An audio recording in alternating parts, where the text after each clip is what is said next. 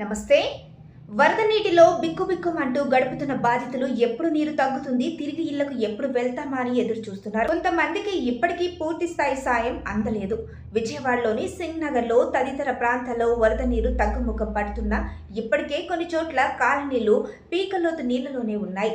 బాధితులను ఆదుకునేందుకు ప్రభుత్వంతో పాటు కొంతమంది దాతలు భారీగా ఆహార పదార్థాలను సరఫరా చేస్తున్నారు.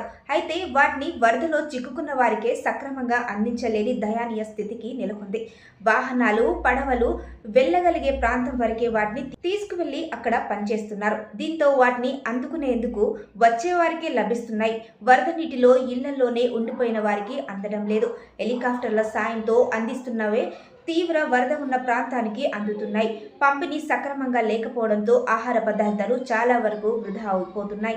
సింగ్ నగర్ ఫ్లైఓవర్ పైనే ఎక్కువ ఆహార పదార్థాలను పనిచేస్తున్నారు. కొంతమందికి ఎక్కువ